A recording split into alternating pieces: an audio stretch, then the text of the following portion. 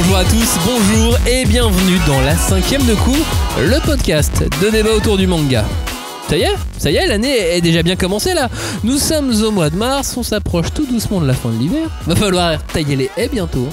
Putain, c'est tellement un truc de daron, mais personne dit ça. Sauf les gens qui ont des jardins et qui doivent tailler les haies. Ah, il y en a pas trop. Fin de pareil, l'hiver, hein. mars, Non, mais- avril, il faut y Allez, penser faut y aller là. Franchement, même moi, je suis pas. Il y a un moment donné. Pas de haie, quoi. Oui, mais t'as pas de jardin non plus. Oui, c'est vrai. Pardon mais- d'avoir un mais jardin. qui a un jardin ici? Bah Qui moi. Et ben voilà, Maxime a un jardin. Voilà, bref, on va surtout commencer, non pas à regarder son jardin ni ses terrasses, mais à regarder en arrière les quelques sorties qui valent le détour depuis ce début d'année. Et sur quelques-unes, il y a un truc qui nous a marqué, c'est qu'on voit beaucoup d'héroïnes. Des personnages, hein, Pablo. pas la drogue. Pas de poudre. Pas la poudre. On a décidé donc de leur donner le pouvoir dans cette émission à ces héroïnes. Donc plus que des mangas, on va parler de ces personnages, de ces héroïnes. D'ailleurs, je vous propose pour commencer de faire un petit top. Là, en ce moment, dans les mangas qui sont en cours de publication, ça serait quoi votre top 3 des héroïnes? Franchement, c'est compliqué parce que finalement, il n'y en a pas tant que ça en ce moment. Et à la base, Max avait déjà donné sa liste. Du coup, moi, j'ai vu sa liste et je me suis dit, bah ouais, en fait, moi aussi, c'est ça. Mais en vrai, il n'y en a pas d'autres. Hein. J'ai vraiment cherché qui y en avait d'autres. Donc, il y a Kiruko de Journey Beyond Heaven. Et encore là, on triche, mais on ne dira pas pourquoi. Il y a Emma de Promised Neverland. Et perso, moi, en troisième, j'ai mis Noël et Nini, même si en vrai, j'ai un fait plus pour Noël que Nini. Et maintenant, j'ai un petit bonus. Le petit bonus d'héroïne qui n'est pas dans le top du moment, mais que je trouve quand même est au-dessus de toutes les autres, c'est Yori Yoshizuki du manga Is de Masakazu Katsura. Voilà. Aisu. Aizu pour Oui. les vrais. Julie, ton top 3, c'est quoi? C'est quoi? Bah, Emma, je pense qu'elle est un peu incontournable hein, dans The Promised Neverland. Alors moi j'ai mis Asadora, parce Évidemment. que quand même elle est tip top. Et Mayona. Voilà. De Kiona, qui est- princesse bah de l'aube. oui, On qui est s'approche de la princesse fin tout doucement hein, du manga. Ah oui. Donc, C'est pas annoncé, mais a priori. et ça commence à en prendre le chemin quand même là. Hein, Clairement. oui. Il y a combien de tomes là? 31. Ah oui, quand même. Ouais. Et bah oui, t'as vu tout ce qui te laisse Parce que- à lire là? Mais moi j'en ai lu 2, c'était bon. Non, mais pourquoi il a un droit à un bonus hein? Moi je vais demander un Eh, bonus. mais t'as pas lu? T'avais le droit Fallait à lire, un hein. bonus, également. Ah. Moi dans mon top j'ai évidemment Emma numéro 1, Emma de Promised Neverland, Kiruko de Journey Beyond Heaven évidemment numéro 2, et puis moi j'ai Coco aussi de l'Atelier des Sorciers, parce qu'elle est cool, Ah. Ouais. C'est vrai. elle est très cool, et puis de manière ultime c'est évidemment Gali, l'héroïne du manga quoi. Là. Ah. L'héroïne ultime c'est Gali de Gun. Ah bah forcément. Bah bien évidemment. Ouais, trop fort. Les héroïnes ont le pouvoir ici dans la 5e de couve. On va parler de Shai, on va parler des carnets de l'apothicaire, on va parler de Sarissa, on va parler de Burn the Witch. On fera même un détour par Demon Slave. Vous êtes dans la 5e de couve, générique. On ne pousse pas, s'il vous plaît. On ne pousse pas, c'est inutile.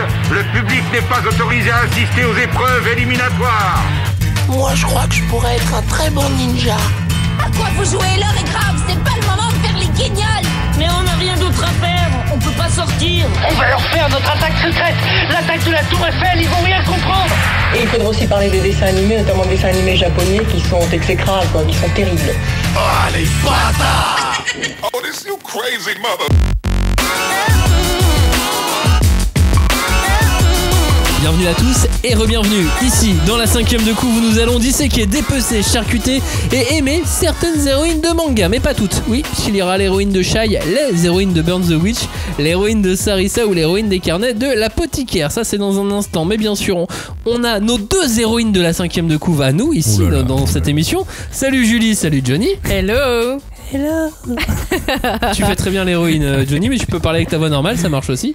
Hashtag 5DC pour réagir à cette émission, réagir à cette voix de Johnny par exemple.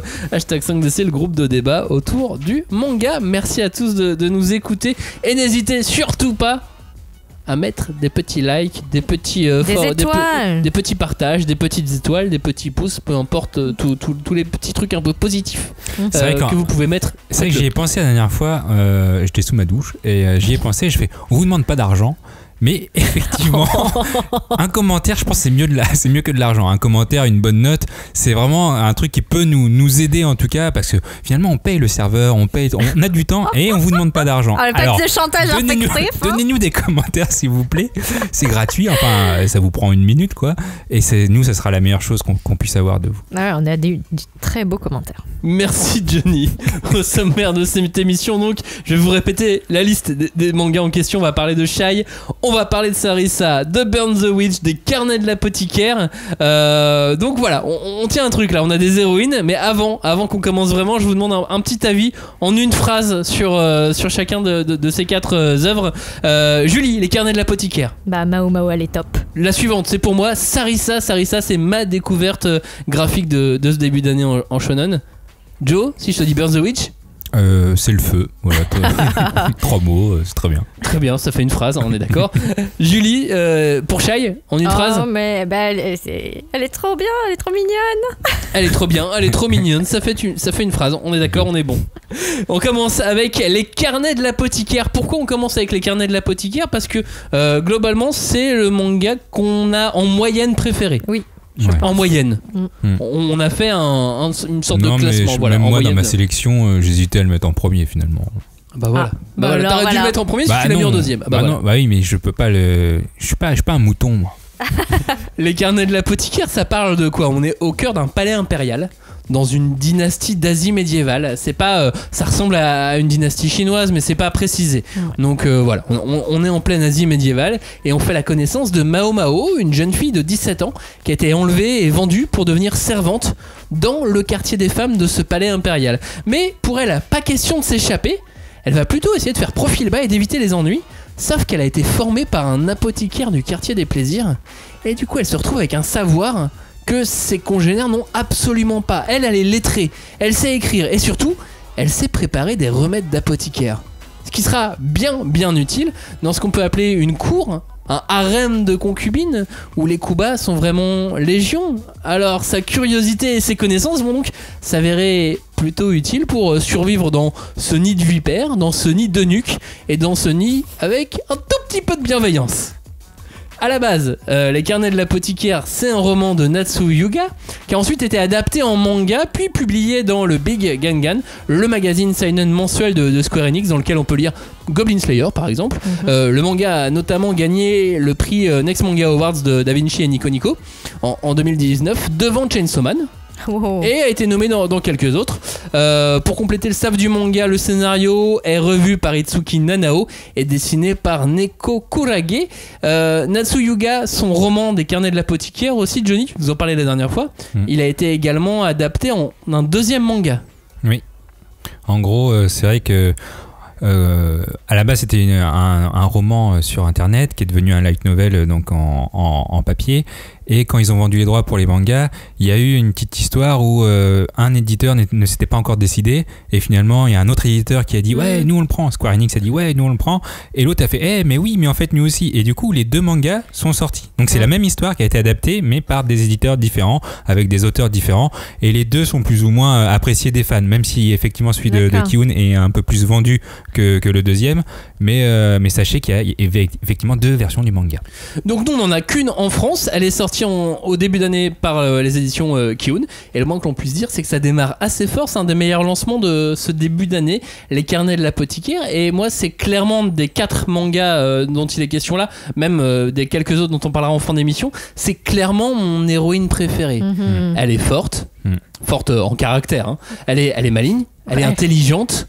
Elle, je pourrais la suivre à la guerre, ça pourrait être mon chef et je fais ok on y va, ouais. Elle est aussi forte physiquement je pense, parce que vu tous les serpents qui l'ont bouffé le bras et elle est encore vivante, je pense que physiquement elle a quelque chose. Elle est toute mec quand même, hein. Faut me... Quand tu dis forte physiquement... Ouais, dès le début du manga on te précise même qu'elle est frêle. Oui. Ah oui, non mais quand je disais intérieurement. Oui, clairement. Mais oui, donc non, mais elle a un caractère. elle a un caractère de malade. C'est rare de voir des personnages, des héroïnes avec un caractère aussi affirmé dans le manga. Et ça fait vraiment plaisir. Bah oui, moi je l'aime beaucoup aussi parce que je trouve que c'est celle parmi les 4 qu'on a sélectionnées qui n'est pas dans le cliché de la fille forte mais sensible ou fragile, tu vois, et elle a vraiment... Parce qu'elle a une sensibilité, mais sa sensibilité, ça va être de repérer les problèmes. Bah, elle est scientifique. Oui, voilà. Elle a une approche scientifique. Mais elle a une certaine empathie, mais elle est pas sensible dans le cliché, quoi. Ouais. Elle a une empathie s'il y a un côté qui va l'aider scientifiquement, parce qu'en vrai, j'ai l'impression qu'elle s'en fout des humains, et dès que par contre qu'elle peut faire une expérience ou dès qu'il y a une plante médicinale qui pousse, elle fait ouais, c'est trop bien. Bah, elle est passionnée par son travail. Non, mais après, tu vois, à un moment donné, il y a une scène où on lui demande son avis sur une femme qui est censée quitter le harem et qu'on retrouve à danser la nuit sur les murs du palais, et on lui demande son avis, et là elle fait preuve de beaucoup d'empathie, je trouve, parce que finalement elle la sauve, cette fille.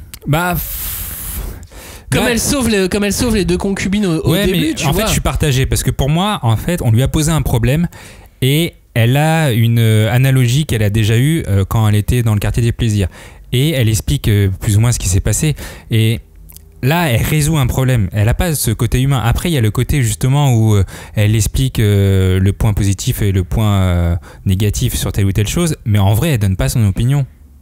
Ah, tu crois ? Pour moi c'est la personne en face qui... Après il y a un truc sous-jacent. Pourquoi au tout début dans ce cas-là c'est elle qui se vend, en fait, c'est elle qui vend son secret, puisque elle voulait rester discrète, elle voulait pas dire qu'elle avait des problèmes, enfin qu'elle avait des connaissances en médecine. Elle voulait pas montrer qu'elle savait lire, par exemple. Et déjà qu'elle savait lire, et elle se vend toute seule en voulant donner un conseil à quelqu'un par un petit message caché, en déchirant un bout de sa robe pour écrire dessus, tu vois. C'est finalement elle qui se vend. Elle avait un petit peu envie de le révéler quand même. Parce que c'est un peu son naturel. Elle veut faire comprendre qu'elle a la connaissance, mais sans que ça soit elle désignée directement, tu vois. Dans l'ensemble, Non, mais en fait elle peut pas s'en empêcher. Elle a la connaissance, elle peut pas s'empêcher de le donner, ce savoir, à quelqu'un. Elle veut pas qu'on sache que c'est elle, mais elle veut quand même que les gens soient pas stupides et qu'ils réfléchissent un petit peu. Parce qu'elle a le sens de la justice. Elle veut pas que des choses mauvaises se passent comment dire, que certaines personnes aient à subir des mauvaises choses. Enfin, parce que oui, c'est le harem, donc il y a des histoires de poison, de complot, de machin. Non, mais effectivement, là aussi, c'est que là on parle de la mort de bébés. Donc oui, je pense que quand tu vois qu'il y a des bébés qui meurent juste à cause d'un truc stupide, n'importe qui dirait...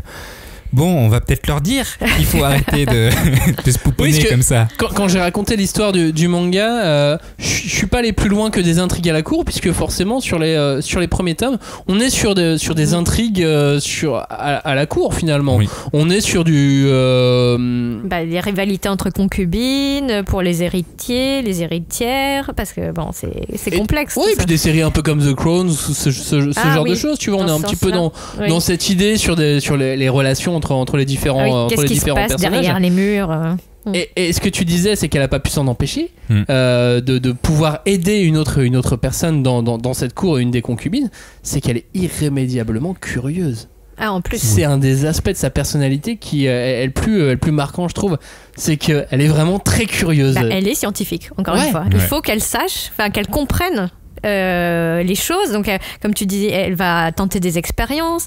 Dès qu'elle voit l'occasion qui se présente d'assouvir sa soif de connaissance, elle y va, quoi. Elle a pas beaucoup d'hésitation non plus. Elle est assez audacieuse, je trouve. Et c'est compliqué parce que en fait on se retrouve dans un univers où la femme est le centre de l'attention, même si on dépeint clairement un univers un peu impitoyable où la femme est vue comme un objet.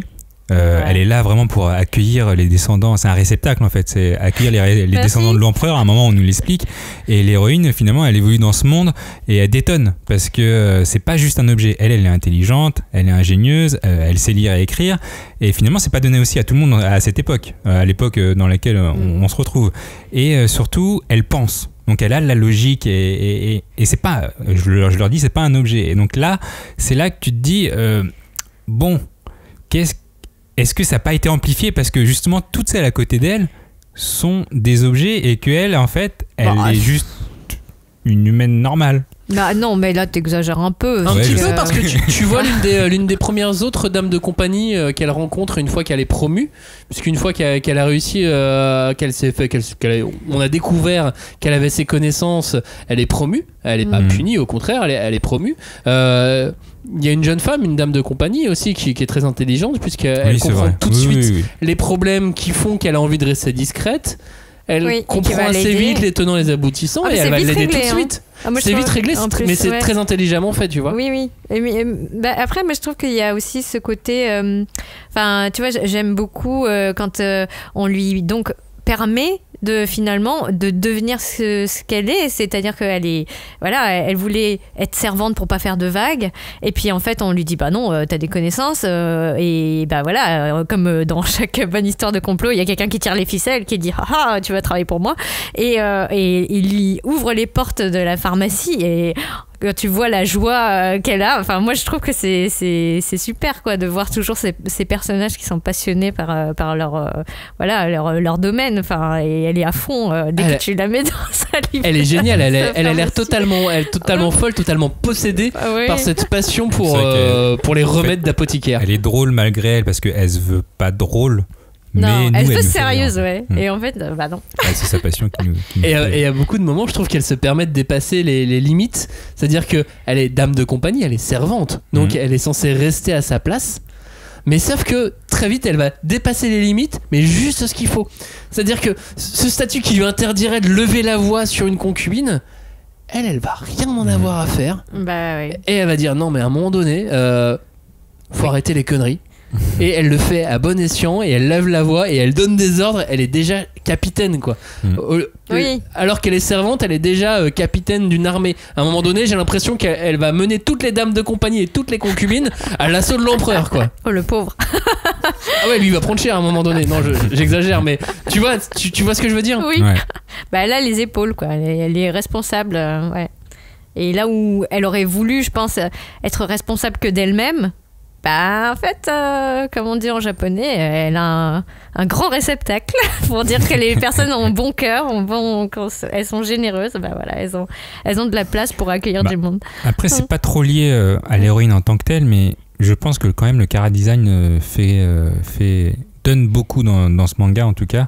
Et clairement, le chara-design de chaque personnage des Karine l'apothicaire amplifie le fait que c'est agréable à lire, et que en fait l'héroïne elle est vraiment parfaite à ce niveau-là, aussi bien graphiquement que dans sa personnalité, avec une vraie surprise dans le chara-design dans le tome 2. J'en dis pas plus. Qui est une fille. Je sens que c'est ça. Non, c'est pas. Non, dans le chara-design de Mao Mao. Il y a un truc. Il y a un truc dans le tome 2 qui est surprenant. Ah bon alors. Elle avait des gros seins. Et vous verrez ça. Alors moi je l'ai pas lu. J'ai pas. Enfin tu vois, c'est marrant que tu évoques le graphisme, parce que c'est le truc qui m'empêchait d'y aller. Je sais pas pourquoi, mais je trouvais que c'était joli. Mais je me dis ça a l'air un peu nunuche, et en fait ça pas en du tout quoi. Ou la couve. Non, juste la couve. Ouais. D'accord. Ouais. Et je trouvais que la couve elle est rose donc. Non, elle est pas rose aussi. Non, il y a du pantone doré. Je pense au tome 2. Je crois que le tome 2 est rose. Mais l'illustration du début du tome 2 est magnifique, beaucoup plus jolie que la couve du tome 2. Mais voilà, c'est marrant du coup. Maxime il a insisté un peu, il a dit monsieur, vas-y, c'est vachement bien et tout. Et puis en fait oui, c'est très, très moi bien. aussi je pensais pas que ça allait me plaire autant. Ouais. Clairement aussi, j'ai hésité à le mettre en numéro 1 parmi notre sélection. C'est vrai que c'était bien, c'est un bon seinen. Moi j'ai tout de suite voulu enchaîner avec le tome 2 qui sort là dans quelques jours, et c'était top, parce que ce qu'elle fait dans le tome 2 est encore plus fort. Et elle montre encore des nouvelles facettes de son caractère qui est vraiment très intéressant, parce que malgré tout elle se laisse un peu voguer. Oui. Elle maîtrise pas entièrement sa destinée puisqu'elle est servante. Bah non. Et qu'en plus il y a un personnage masculin qui a l'air de tirer les ficelles. On sait pas si c'est un eunuque ou pas. On sait pas son rôle lui. Mais si son rôle c'est de surveiller. Parfaitement clair. Oui, mais c'est pas dans parfaitement le tome 1 il dit qu'en gros après il se présente comme ça. C'est un peu le mec qui teste les filles pour savoir si elles sont honorable ou pas pour l'empereur. Il le dit à un moment dans le tome 1. Ouais, c'est une sorte d'agent un petit peu infiltré. Ouais, c'est un espion et en même temps le chef du pavillon de Jade quoi. Ouais. Et bref, tout ça pour dire que Mao elle oscille un peu entre une résignation parce que elle a accepté son sort, elle est très pragmatique parce qu'elle voit qu'elle peut s'en sortir, donc elle fait ce qu'il faut.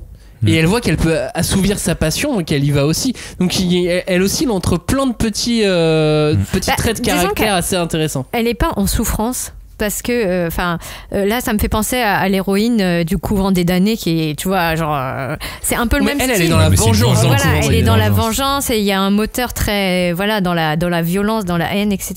Et effectivement, Mao Mao, c'est pas du tout le registre. Donc c'est vrai que ça c'est apaisant un peu. Tu vois, ok, c'est un panier de crabes, mais bon, ça, pour l'instant, en tout cas, ce que moi j'ai pu en lire, c'était pas aussi vindicatif et violent. Non, elle a pas la haine et elle a une confiance en elle qui est incroyable. Qui a beaucoup de charme. Ça fait plaisir, fait plaisir à lire de voir une héroïne avec autant de confiance en elle, mais autant de résignation et de pragmatisme. C'est vrai. C'est vraiment un mix de choses. Pour moi, pour l'instant, après, j'ai pas lu la suite, mais c'est un peu la détective D du manga, quoi. En vrai, elle résout des enquêtes. Voilà. Oui, parce qu'après, effectivement, elle a un côté totalement détective. Et dans le tome 2, elle le prouve encore plus. Ok. Les carnets de l'apothicaire, donc, c'est aux éditions Kiun. On vous encourage fortement à le lire parce que c'était dans les 4. De toute façon, les 4 mangas, on a trouvé chacun des choses à dire dessus, des choses intéressantes à en tirer. Mais c'est vrai que le carnet de l'apothicaire était un peu au-dessus des autres. Burn the Witch, toi, c'est un peu ton manga chouchou dans cette liste, Johnny. Oui. Burn the Witch, c'est le nouveau manga de Tite Kubo, l'auteur de Bleach. Pour l'instant, c'est encore un one-shot. Mais pour combien de temps ? On sait pas. Puisque dans ce manga, on est projeté à Londres et à Rivers, Londres, en Angleterre. Les dragons existent réellement et on peut même affirmer que 72% des décès sont reliés à ces étranges bestioles invisibles pour la plupart des humains. Seuls les habitants de Rivers, Londres, peuvent les voir. Et dedans, il y a Nini et Noël, 2 membres d'une société de protection et de conservation des dragons. Et à travers ce tome unique, on va suivre leurs aventures, tout simplement, face aux dragons. On y parle aussi de Soul Society, donc on peut dire que c'est relié à Bleach d'une façon ou d'une autre. Ce manga a été créé pour accompagner la sortie d'une série d'animation de 3 épisodes, qui a également été projetée en version film, si je puis dire, une sorte de film d'une heure au Japon. Et il y aura une partie 2 à cet animé, donc il y aura une partie 2 à ce manga. À la fin, de toute façon, on nous dit qu'il y aura une partie 2.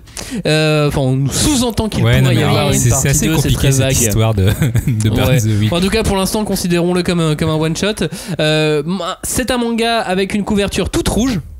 Avec écrit Don't judge by his cover, ne jugez pas par sa couverture. Ça va de douter Max Strat. et ça m'a fait rire parce que j'avais l'impression que, à mon avis, il y a genre un responsable commercial ou autre chez Glénat qui y croyait qu'à moitié, parce qu'ils ont rajouté un bandeau sur le manga qui fait la moitié du manga et qui dit l'auteur de Bleach. C'est ça, l'auteur de Bleach est de retour. Et le bandeau il est bien blanc, il est bien bleu. Et on voit bien les personnages de Bleach. Et ça fait la moitié non, j'ai jamais vu c'est le bandeau le plus gros que j'ai vu. Je l'ai pas ok, vu. d'accord. Ouais, il fait vraiment la moitié du tome. Il fait la moitié du tome. Il est bien bandeau. habillé pour l'hiver, comme on dit. C'est ça, et ça m'a fait beaucoup rire au final. Et marrant. du coup, c'est par-dessus le Don't judge this book by his cover. Ah, dommage. Ouais, après je sais pas, parce que en soi, quand tu vois une couverture toute rouge, ça tu le vois quoi dans le truc. Mais en même temps tu vois aussi le blanc et le rouge, donc est-ce que ça a été pensé là-dessus ou on peut pas savoir finalement. Je trouve qu'avec le bandeau c'est moins joli. Mais après je suis peut-être un puriste, tu vois, je suis pas le grand public. Effectivement il y a besoin probablement de dire que c'est par l'auteur de Bleach pour le vendre. Donc, oui, mais est-ce que t'as besoin de la moitié de ton tome pour le dire toi? Je sais pas, je pense qu'ils ont eu des débats, tu vois, en interne pour en arriver là, c'est que quelqu'un a eu le dernier mot. Appelez-nous voilà. Ceux qui ont décidé de ce bandeau, dites-nous pourquoi. Donc Burn the Witch, moi je le mets un peu à part ce bouquin. Et je mets un peu à part ces héroïnes parce que on n'est pas sur un développement de personnages classique. Puisque c'est un tome unique, c'est un one shot, c'est même un chapitre one shot à la base. Donc forcément, je les trouve pas super bien développés. Tu vois pas, en opposition au carnet de l'apothicaire, je les trouve pas super bien développés. Je les trouve pas super marrantes, je les trouve pas super touchantes, je les trouve badass. Voilà, vite fait badass. C'est tout ce que j'ai toutes les qualités que j'ai à leur trouver dans ce tome 1, dans ce one shot unique quoi. Non, mais après je peux comprendre ce que tu dis et peut-être que finalement je suis assez biaisé parce que moi c'est un peu le contraire. Je trouve qu'il y a quand même énormément de potentiel. Ok, leur personnalité elle est pas méga développée, mais tu sens qu'ils sont très complémentaires, qu'il y a, elles sont toutes les deux différentes. Il y en a une qui est un électron libre, l'autre qui est assez réfléchi, froid, mais qui cache quand même beaucoup de force intérieure. Et moi c'est ce que j'ai apprécié. Après Robin en avait parlé dans l'émission des stars de 2021, mais je pense que finalement j'ai le même sentiment, c'est que 3 ans et demi après la fin de Bleach, t'es content de voir un manga de Tite Kubo, t'es content d'apprécier son dessin finalement, et tu vois qu'il change un peu de registre parce que là il met une héroïne dans un shonen. Donc peut-être que je suis biaisé par deux héroïnes dans le shonen, et peut-être que je suis biaisé par rapport à ça. Mais moi je les ai bien appréciés en fait. Moi j'ai du mal à retenir des choses d'elle. J'ai du mal à me dire ah trop cool, j'ai envie d'avoir une figurine de Noël et Nini. Ah ouais? Bah non, parce que... Alors que tu me dis une figurine de Mao Mao des carnets de l'apothicaire, je dis oui. Bah parce que moi pour le coup c'est l'inverse. Je rejoins Johnny sur le fait que un des plus grands plaisirs de Burn the Witch, c'est de retrouver le dessin et l'univers graphique de Tite Kubo. Ouais, mais une figurine c'est pas qu'un univers graphique. C'est un attachement, c'est encore autre chose. C'est une passion. C'est bien, ça va bien plus loin que ça. Quand tu dis un attachement, et je vois ta main qui fait des mouvements du cœur vers l'extérieur, ça me rappelle que t'as vu les saints de Noël. Tu vois, ils sont ça en figurine, tu l'auras jamais avec les carrés de l'apothicaire. Pardon, je passe. Non, et tu vois, j'ai même pas souvenir qu'elle est forcément qu'il y a une poitrine ou pas. Si, pour le coup, elle me fait penser à Orihime, mais. Enfin, moi, je trouve que les personnages et même Verso Londres là ou Reverse London, c'est flou pour l'instant. On sait pas trop où on est. Non, mais après, on n'a qu'un tome effectivement. Et oui, c'est un peu difficile de savoir. Et du coup, ça les rend pas très attachantes. C'est vrai. Enfin, moi, j'ai une image qu'on a vu beaucoup, tu les vois avec des espèces de baguettes magiques flingues là, qui a l'air sympa. Enfin l'image, tu te dis ah ouais, ça a l'air dynamique, ça a l'air sympa. Et puis en fait Noël, elle est tellement détachée de, enfin c'est limite Asperger quoi. Enfin elle est super froide. Elle est Johnny parle-nous de Noël. Pas du tout. Noël au début, elle paraît comme ça justement, genre je suis juste la meuf qui suit son boulot et qui fait rien d'autre. Et tu vois à côté l'autre qui est un peu déjanté, qui pète tout, mais à la fin de ce tome 1 ou de ce one shot, on voit quand même que finalement elle laisse éclater sa sensibilité, et contrairement par contre à Nini où tu sais qu'elle a un passé, Nini tu vois qu'elle a un passé dans le vrai Londres. Noël, on sait rien du tout, et je pense que l'auteur veut justement garder ce mystère parce qu'il veut le développer plus tard, mais oui, il insiste pour dire que c'est une japonaise à Londres déjà. Oui, en plus. Qu'il ne fait pas avec l'autre Mais personnage. moi, tu vois, ce que je trouve, c'est que Lukia aussi, elle était très impassible, c'est Shinigami, machin. Mais tout de suite, elle était trop rigolote, quoi, parce qu'elle connaissait pas le monde des humains et il y avait ce décalage. Oui, et là, tu le retrouves pas vraiment. Et tu vois, et en plus, moi, c'est le problème. Enfin, Nini, peut-être, effectivement, il y a le potentiel, mais. Et pour l'instant, je vois que la gamine qui braille et qui s'agite dans tous les sens et qui est impatiente de réaliser certaines choses, mais elle est plus agaçante qu'autre chose pour moi. Et je suis un peu déçue, tu vois, de dire ça, parce que c'est quand même un auteur que j'aime beaucoup et j'aimerais bien qu'il m'emmène loin comme il a fait avec Bleach, quoi. Après, c'est ça que je voulais pointer, justement, c'est une des choses que je voulais pointer, c'est que on parle d'un auteur masculin qui écrit un shonen et qui met en scène des héroïnes. Et finalement, c'est pas si simple, parce qu'un shonen, par définition, c'est à destination des jeunes garçons, et en priorité en tout cas, même si aujourd'hui la barrière est fine au niveau du public cible, mais par définition de base, c'est pour les garçons. Et généralement, quand on fait un titre pour les garçons, c'est le lecteur s'identifie au héros, entre guillemets. Tu t'identifies au sein de Noël. Et du coup, c'est ça qui est compliqué, c'est qu'il met des héroïnes, c'est un auteur masculin qui met des héroïnes à destination des garçons, donc ils vont pas pouvoir s'identifier à ce héros. Et surtout, en tant qu'auteur, tu connais moins tes pairs, parce que quand tu es un auteur masculin et que tu fais un personnage masculin, tu parles de ce que tu connais, entre guillemets. Tu peux connaître les femmes en tant que masculin, c'est pas souci, mais une femme parlera toujours mieux d'une femme qu'un homme.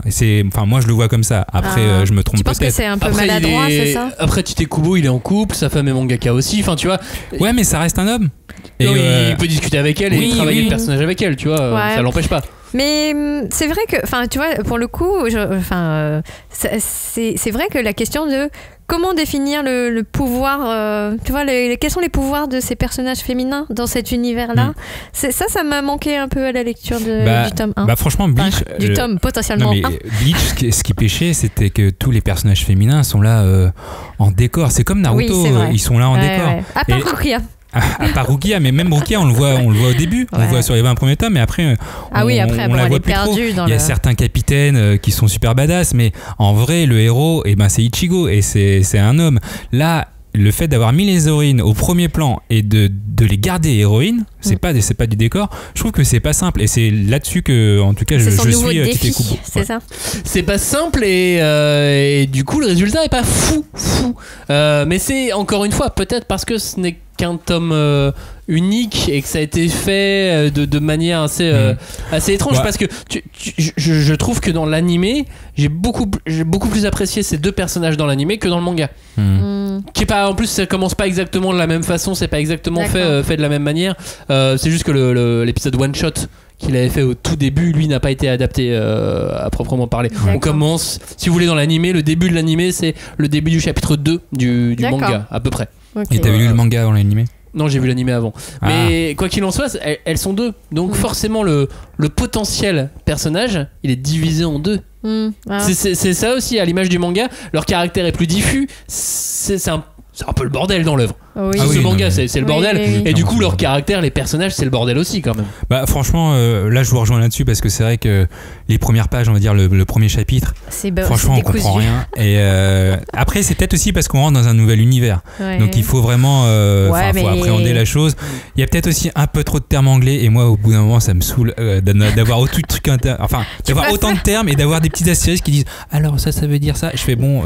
Oui, mais ça c'est une particularité de Tite Kubo parce qu'il écrit des trucs et en japonais il accole des kanji ou des... Non mais je suis d'accord pour les titres de chapitres où c'est toujours en anglais, il fait ses machins, mais là c'est dans les dialogues et il y a énormément de choses qui sont en anglais quand même. Il y a 2-3 trucs que j'ai pas du tout compris carrément dans la traduction française, c'est-à-dire qu'on nous fait une traduction anglaise. Enfin, des termes on nous les met en anglais, genre une super attaque, super power, et avec un astérisque qui nous dit en japonais dans le texte c'était écrit ça. Oui, parce que c'est ça, c'est en fait il va choisir des mots. Mais du coup est-ce que lui il l'a écrit en japonais? Non, il l'a écrit en anglais. Il l'écrit en anglais. En fait c'est ça. Je vais essayer d'expliquer. C'était vraiment écrit note de traduction et pas note d'auteur ou quoi. Donc c'est ça que j'ai eu du mal à comprendre. Je pense que c'est que le traducteur il est là pour te montrer que pour Tite Kubo il y a une cohérence entre les termes qu'il va choisir en anglais ou en espagnol pour les Espada, etc. C'est ça. Et après, il va essayer de trouver des kanji ou des mots japonais correspondants.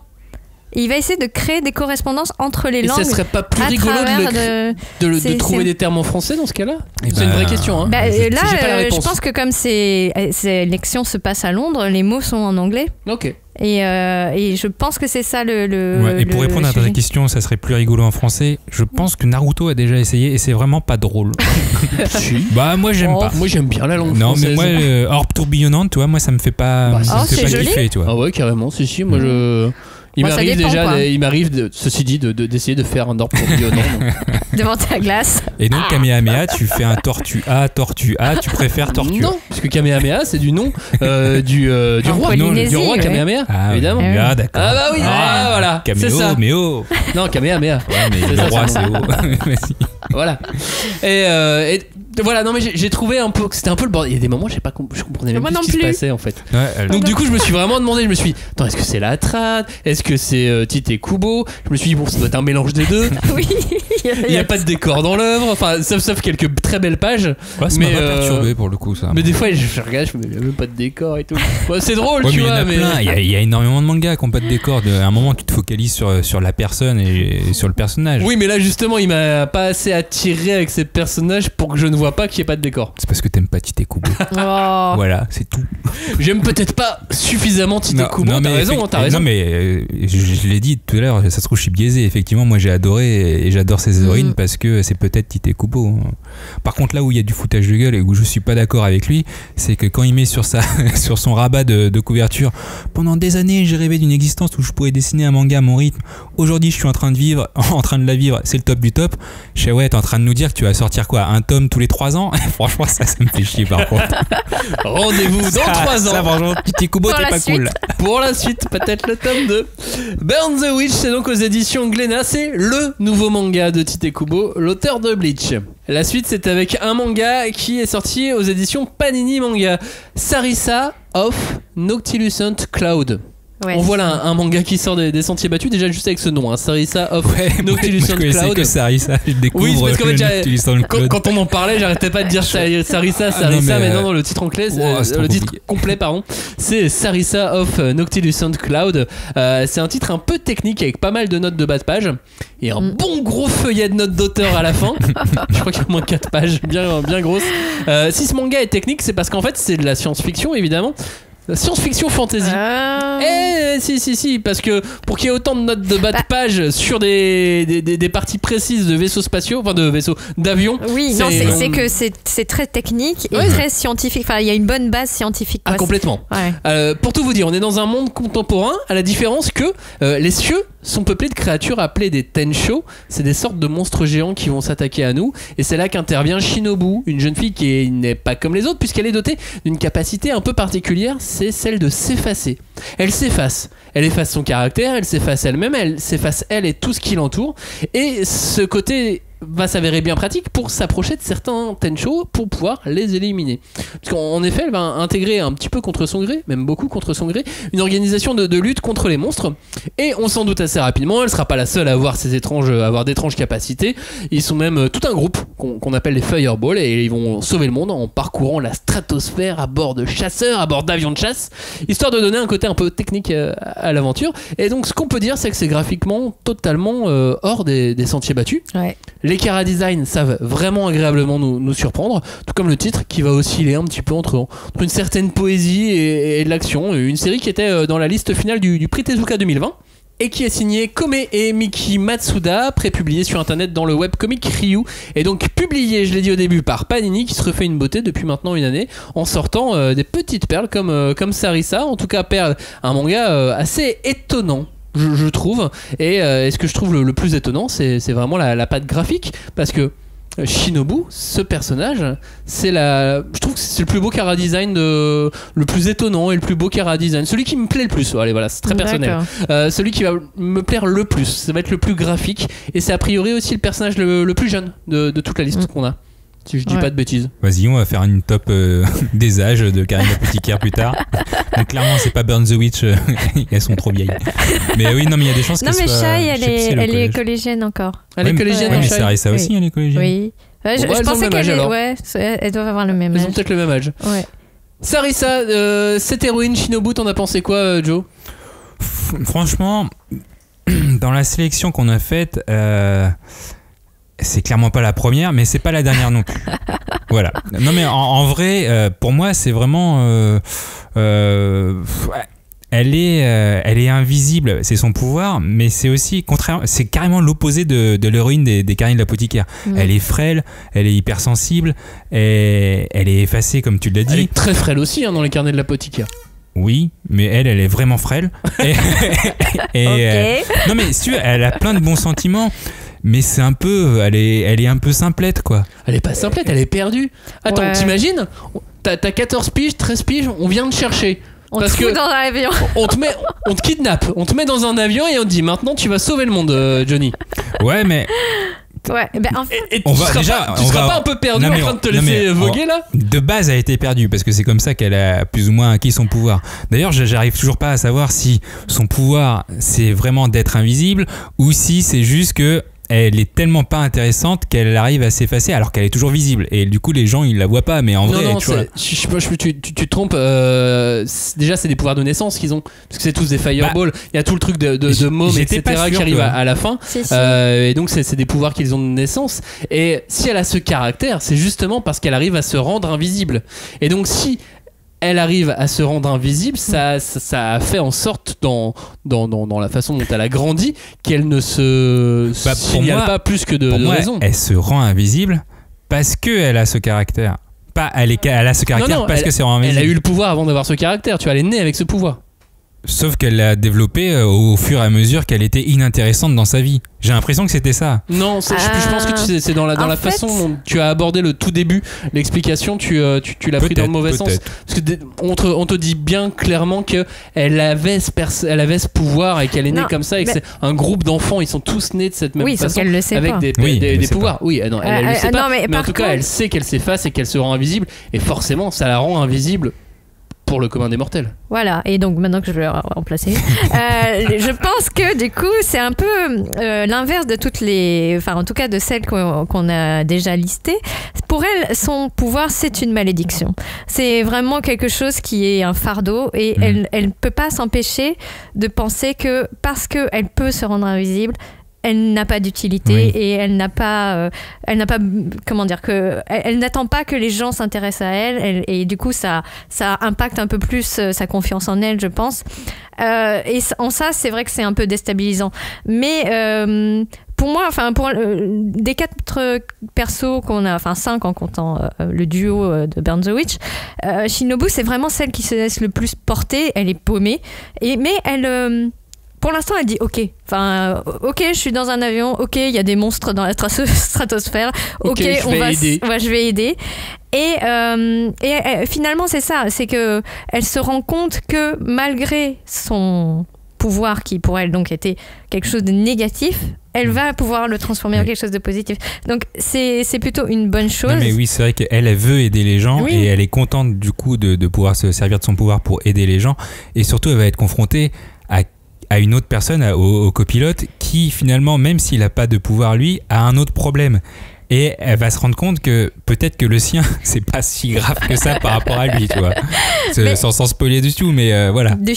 Mais en fait, c'est marrant parce que tu vois, Shinobu, déjà, même le nom, c'est Shinobu, c'est comme Shinobi. C'est ce qui est caché.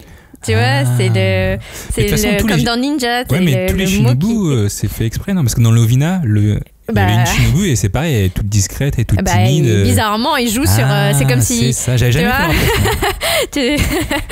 Ben oui. Donc, quelque part, oui, c'est comment dire? C'est vraiment son caractère, c'est son essence d'être quelque chose. Enfin, quelque chose. Oui, une personne, mais complètement effacée, transparente, voilà. Et j'ai l'impression que malgré tout, c'est le caractère le plus... Si on devait le rencontrer dans la vie, tu vois, ça serait la personne la plus difficile à aborder, à comprendre. C'est la plus difficile Alors, pas si tu es japonais. Non, parce que je pense qu'au Japon, beaucoup d'enfants, parce que c'est des ados, peuvent se reconnaître dans ce type de caractère. Parce que quand tu vis dans Tokyo, que tu es noyé dans la masse, que... Ouais, mais Tokyo, c'est pas le Japon. Oui, mais même dans les grandes villes. Dans les grandes villes, ou même dans les petites villes. Les petites villes, c'est quoi la contrepartie? Tout le monde se connaît, donc les gens partent du principe que t'as pas vraiment d'individualité, t'es toi, et on s'attend à ce que tu sois comme ça. Voilà. Tes parents, voilà, exactement. Et donc il y a cette idée que finalement, être invisible, c'est quelque chose, c'est un sentiment qui est assez partagé, quoi. Et là, on a bien vu avec le Covid, etc. Les retours qu'il y a au Japon, c'est que le taux de suicide a grimpé, que les gens qui vivent seuls, et même les taux de suicide des enfants. Oh, quelle horreur. Non, mais des petits enfants, ils ont des statistiques qui ont augmenté sur des 11 ans, quoi. Mais c'est incroyable. Voilà, parce que je pense qu'il y a vraiment cette forte pression de se dire, ok, on est tous dans le même bateau, mais comment je vais faire moi pour me dire je suis là, je suis différent, je suis moi. Et donc, tout le sel du manga, ça va être pour elle de s'approprier ses pouvoirs, de s'approprier cette nouvelle vie, il faut qu'elle prenne confiance. Ouais, et de vivre avec, de devenir une combattante. De devenir quelqu'un qui va compter, qui va pouvoir sauver le monde. Le but, c'est quand même de sauver l'humanité, des monstres géants. Ah, mais clairement, son truc, ça va être de sauver le monde des monstres géants. Mais sauve les gens quand même. Et en plus, on va découvrir plein d'autres personnages a priori. S'ils sont 13, ouais, voilà. Ça fait du monde. Parce qu'ils ont tous leur copilote en même temps. Et d'ailleurs, moi, mais elle, son copilote, ça serait un des leurs. Ah ouais, on sait pas trop. Non, on sait pas là. Ouais. Mais en tout cas, moi, ce qui m'a un petit peu dérangée, c'est que pour l'instant, elle se définit beaucoup sur la base de sa relation avec son copilote, et qui est un personnage plutôt masculin. Je trouve pas. Oui, si, c'est un personnage masculin. Non, je trouve pas qu'elle se définisse par rapport à lui. Elle se définit par rapport à la première personne qui a été sympa avec elle. Oui, voilà. Et du moment où effectivement, il se trouve que c'est un personnage masculin. La personne qui l'a vu. Oui. Ouais. Et qui en plus qui a un problème comme elle. Où ils se rencontrent. finalement, ça devient vraiment son point de repère, sa référence. À chaque fois qu'elle fait un truc, elle peut pas s'empêcher de dire et lui, qu'est-ce qu'il ferait à ma place et qu'est-ce qu'il en penserait. Je vais acheter une robe. Est-ce qu'il les trouvera jolie? Bon, on va peut-être arrêter. Mais c'est normal. La meuf, jamais personne ne s'intéressait à elle. Là, il y a une personne qui la voit vraiment en tant que personne et en tant que personnalité. Donc, effectivement, sans compter l'autre personnage qui peut la voir où qu'elle soit. Oui, aussi. Qui lui a un autre problème aussi. Oui, qui lui a d'autres problèmes puisque c'est un personnage qui a le pouvoir un peu, enfin pas inverse, mais c'est un gamin comme elle. Qui voit énormément. Mais ils ont le même âge en plus. Oui, ils ont le même âge. Lui, il peut voir, il peut tout voir. Ouais. Même ce qu'on ne voit pas, et donc même les gens invisibles, donc même elle, même Shinobu, il peut la voir où qu'elle soit. Et donc forcément elle découvre tout un monde qui est peuplé de d'autres personnages, mais je pense que Vera qu'on voit à la toute fin du manga, il va y avoir quelque chose, un rapport avec elle. Oui. J'ai adoré le passage avec la grand-mère aussi. Ah oui, ça c'est sympa. Qu'elle rencontre, je trouvais ça super touchant. Oui. Il y a toute une histoire autour de la Seconde Guerre mondiale et ainsi de suite. C'est surtout la fin où elle pose la question justement à la fin, comment se finit votre histoire, et du coup la grand-mère dit, tu fais c'est mignon. Ouais. Et elle est contente aussi d'avoir ça.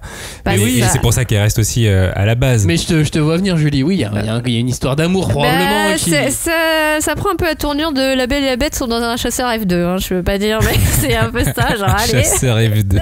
C'est pas F15. Ouais, en tout cas, allez, mec 3, on y va. Mais bon, c'est très beau. En plus, il y a toute une partie en couleur, c'était vraiment super sympa à lire. Effectivement, le graphisme est vraiment novateur. Et je suis très très curieux de ce que nous réserve ce manga dans la suite de son histoire, parce que effectivement on a l'impression de pas suffisamment la connaître et qu'elle s'est pas encore assez révélée à nous. Ouais, c'est ce que je me disais au final. Pour moi, l'héroïne en tant que telle, je parle pas du manga mais vraiment de l'héroïne, elle est assez effacée comme son pouvoir, mais après c'est le principe, donc pour l'instant moi j'aime pas trop parce que j'aime pas ce genre de personnage, mais après c'est le but du premier tome, donc après le truc c'est comment elle va renforcer sa personnalité, quoi. En fait, tu sais à qui elle me fait penser là tout de suite? Non. Au Major, à Kusanagi dans Ghost in the Shell. Ah ouais, carrément. Ouais, mais elle est c'est froide. une filiation très ténue, mais qui a son sens, je trouve. Totalement, notamment dans les notes de bas de page entre Ghost in the Shell et Sarissa. Of Noctilucent Cloud aux éditions Panini Manga. 4e manga de cette sélection, il s'appelle Shy. Shy, c'est un manga de Miki Bukimi qui va secouer les histoires de super-héros, puisque ce shonen nous plonge au milieu de notre siècle.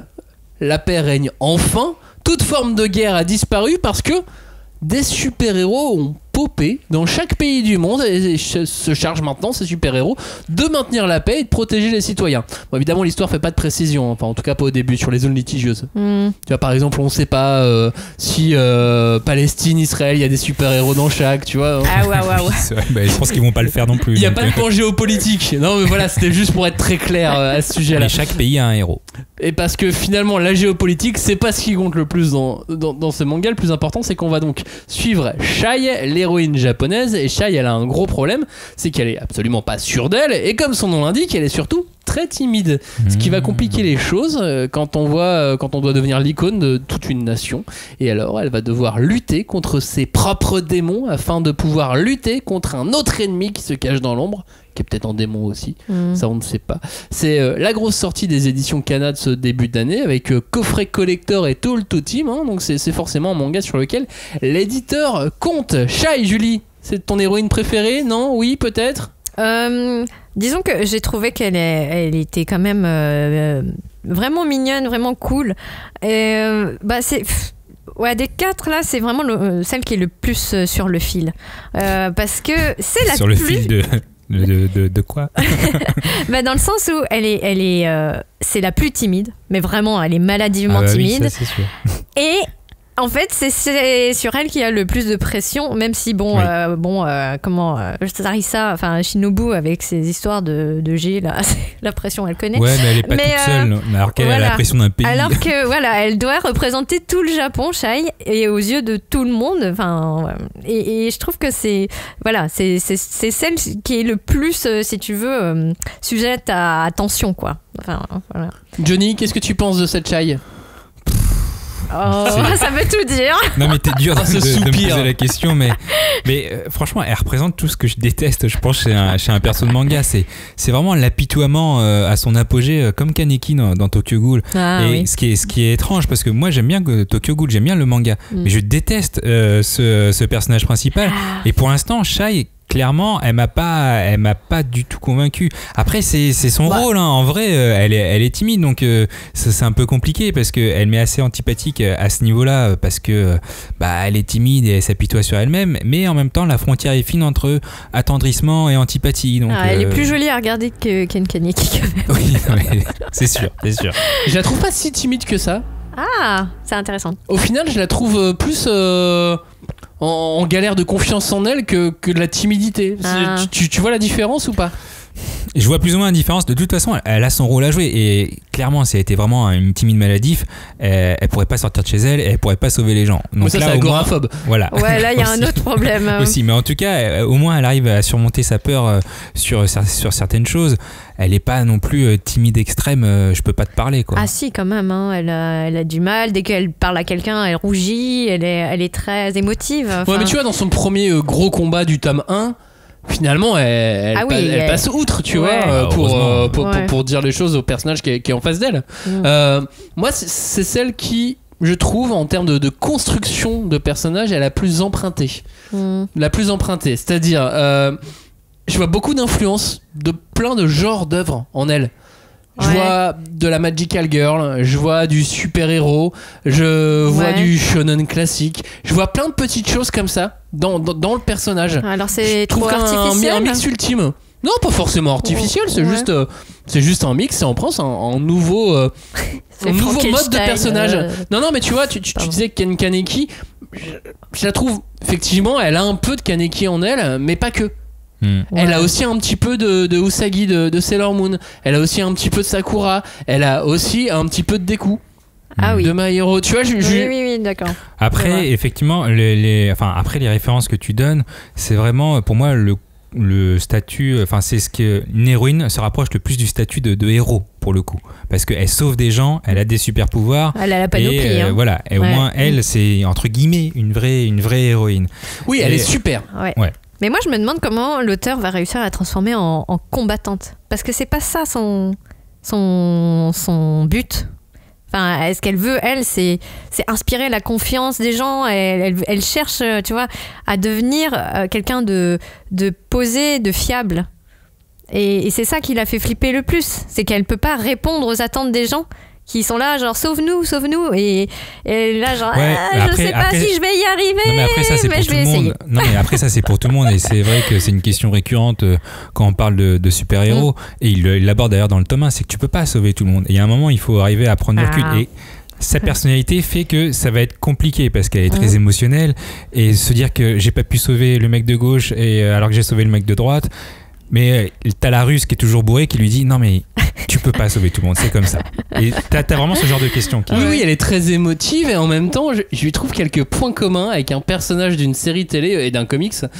Si je te dis The Boys, Joe. Oui. Tu vois elle fait penser à Stella, mais Stella, tu vois, elle a beaucoup plus confiance en elle.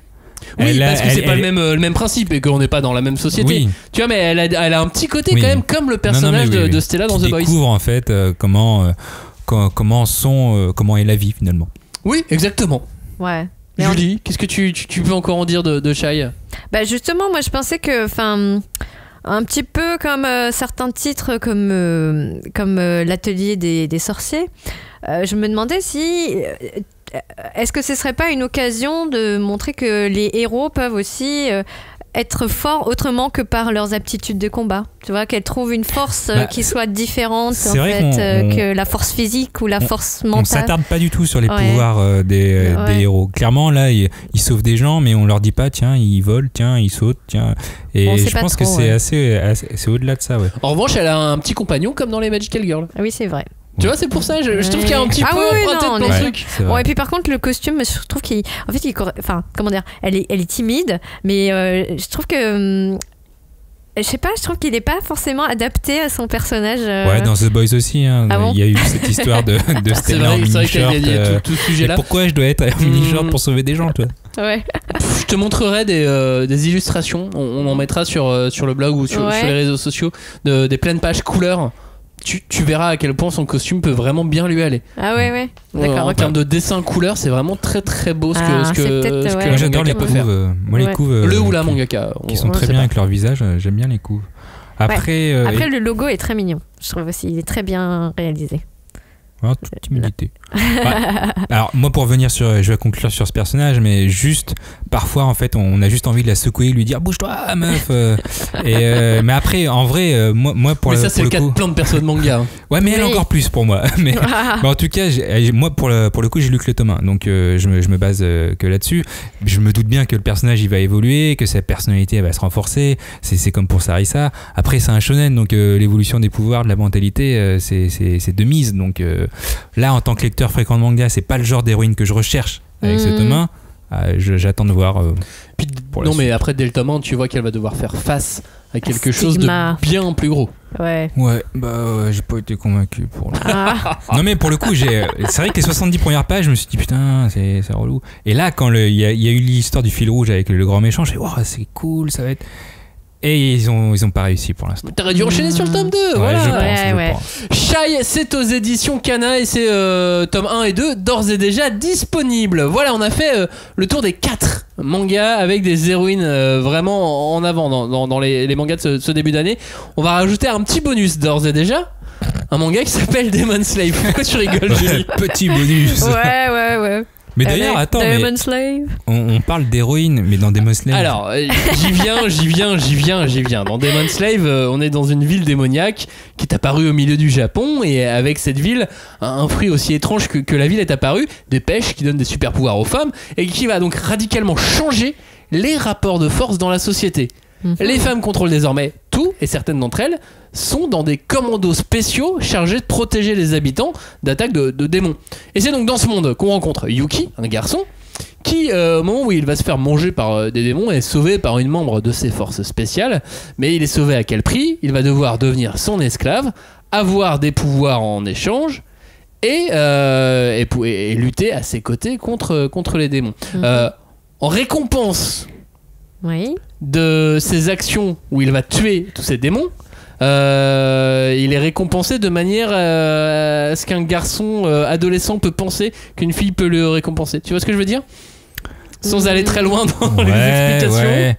Donc en gros, s'il a jamais embrassé une fille, il va souhaiter embrasser une fille et bam, c'est sa récompense. Exactement.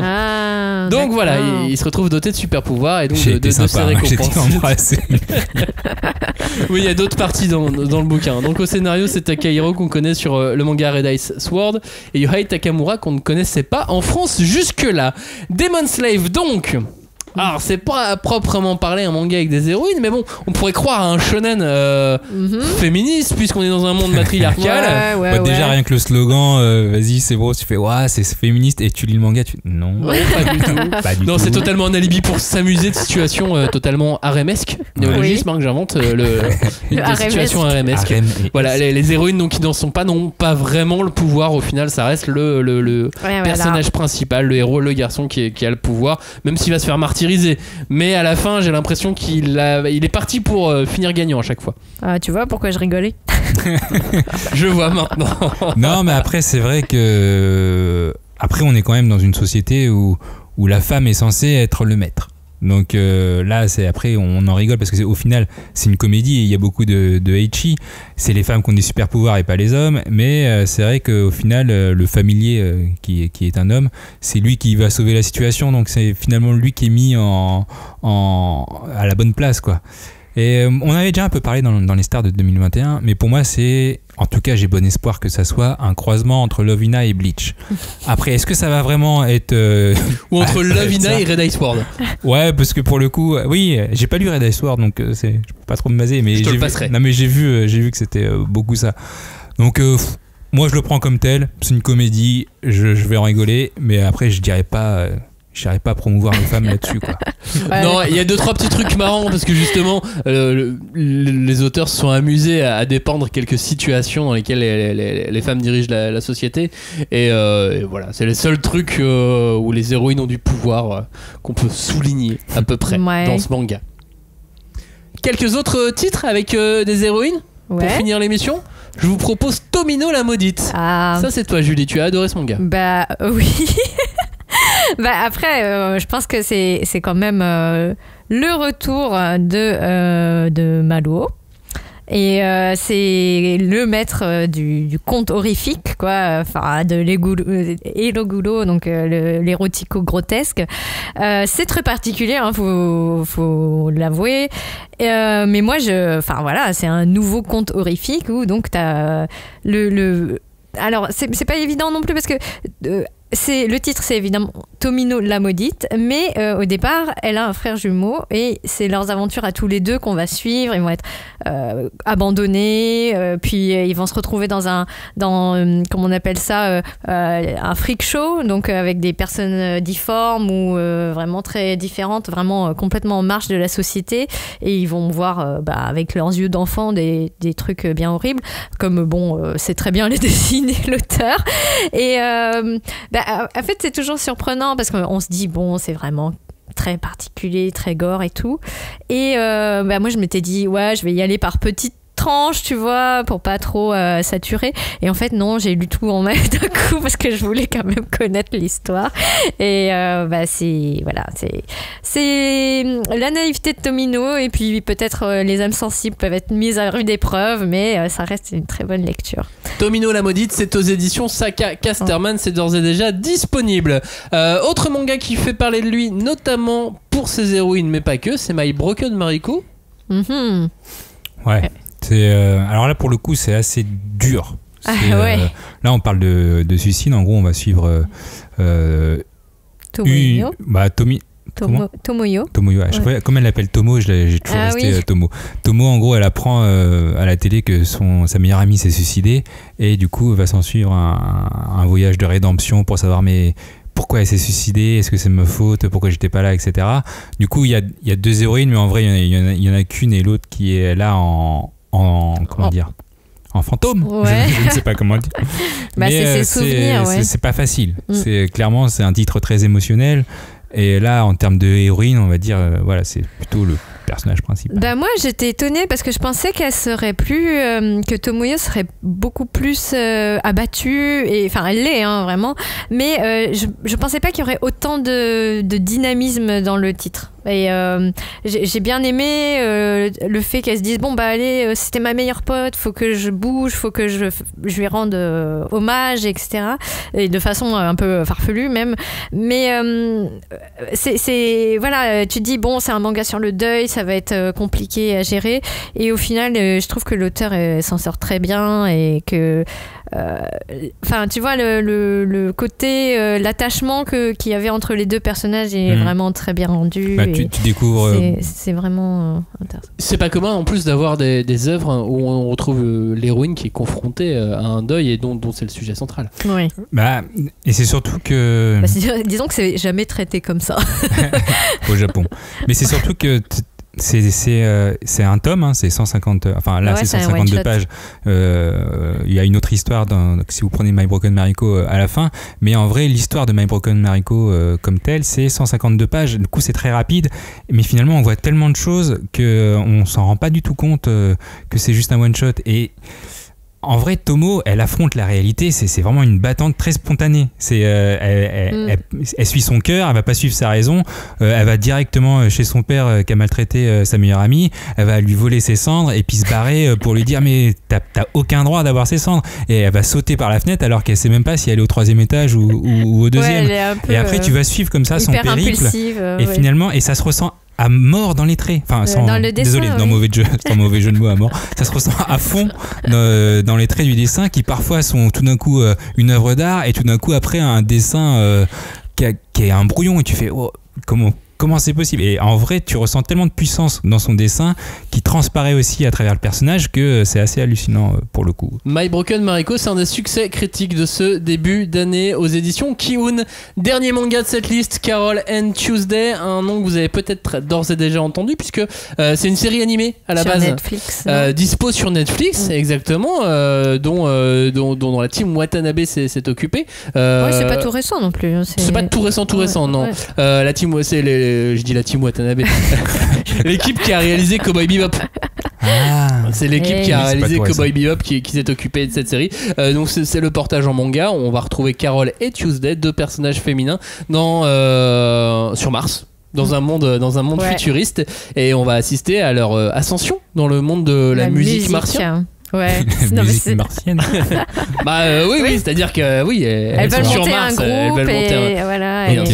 Et c'est intéressant, enfin il y a cette dynamique autour de la musique aussi qui est très entraînante, si je peux. Oui, puis on a 2 personnages qui sont radicalement différents et très très complémentaires, puisque on a une fille qui est plutôt la fille de la débrouille, qui est à l'aise au clavier, qui bidouille, et qui vit de toute façon dans un endroit de bidouille, et avec elle on a la guitariste, une jeune fille de bonne famille qui s'est enfuie de chez elle, elle veut réaliser sa passion, et qui veut aller au bout de ses rêves. Elle avait jamais joué pour personne. Et là elle se retrouve à jouer pour Carol au début du manga ou de la série, et finalement elles se retrouvent ensemble grâce à la musique, et la musique est le vrai fil conducteur de ce manga, et va guider ces 2 héroïnes vers d'autres cieux.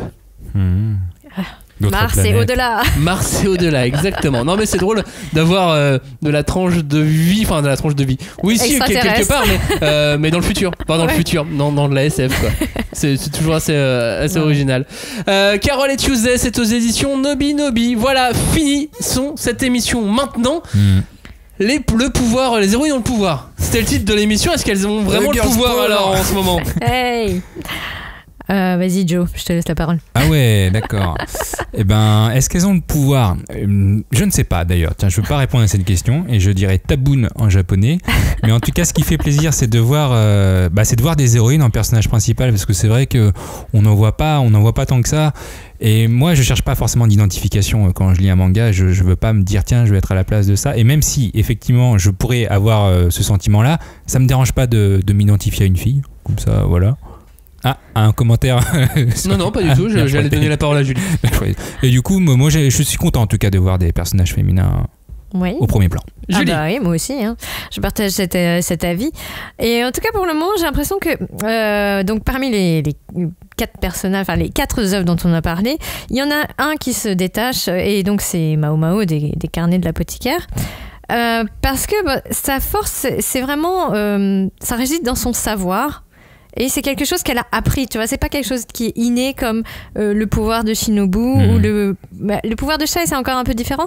Mais les autres personnes, que ça soit même Nini et Noël, leur pouvoir, ça vient de leur confiance en elles. Et donc, elles peuvent en avoir beaucoup parce que Nini et Noël, elles sont sûres d'elles, elles savent quel est leur job, qu'est-ce qu'elles doivent faire ou qu'est-ce qu'elles ne doivent pas faire. Et Shai et Shinobu, elles en sont au tout début et elles n'ont pas confiance en elles. Il faut qu'elles il faut qu'elles apprennent à avoir confiance en elles. Donc c'est pour ça, moi je me dis, c'est bien que Mao Mao soit la chef, comme tu l'as dit tout à l'heure, parce qu'elle est là pour leur dire allez, on y va les filles, on défonce tout. C'est ça le chemin à suivre, les filles. Ouais, par là. Non, c'est vrai que c'est intéressant d'avoir un panel assez différent, et d'avoir une aussi chouette représentation d'héroïnes en ce début d'année. Et moi je pense qu'elles ont le pouvoir, puisque c'est des mangas qui commercialement ont l'air de plutôt bien se porter. Oui. Et j'espère que ça va continuer comme ça. Alors effectivement, Burn the Witch, on va pas lire la suite puisqu'on sait pas si elle arrivera un jour. Mais si on va lire un jour. Mais moi j'ai vraiment déjà très hâte de lire le tome 3. Tu vois, moi j'en suis déjà au tome 3 des carnets de l'apothicaire. J'ai hâte de connaître la suite de Shai. J'ai hâte que ça se bastonne un petit peu plus. Dans Sarissa, j'ai aussi hâte de comprendre un petit peu plus qui est ce groupe d'enfants. Il y a un côté SF qui m'appâte vraiment. Les monstres sont vraiment des menaces ou pas. Et est-ce que quelle est cette mère nourricière au-dessus? Bref. Ouais, c'est chelou. Non, mais il y a plein de trucs qui m'intéressent dans ces mangas, au-delà des héroïnes. Et les héroïnes sont des vrais guides pour nous faire pénétrer ces univers. Et je suis vraiment très très content d'avoir ça en France en ce début d'année. Voilà. Merci de nous avoir écoutés. Vous aussi, n'hésitez pas à réagir à cette émission avec le hashtag 5DC ou sur nos réseaux sociaux, la 5e de couve. N'hésitez pas à venir nous parler directement. On est là, on est sur plusieurs réseaux. Faut pas hésiter. Merci de nous avoir écoutés. On vous dit à bientôt. On parle de vilains pour la prochaine émission. Ouh. Et pas de vilaine. Merci. Il y en aura peut-être. J'espère. C'est vrai, j'attends de voir. Il peut y avoir autant de méchantes que de méchants. Merci Johnny, merci Julie, merci à tous. Ciao, salut. Salut.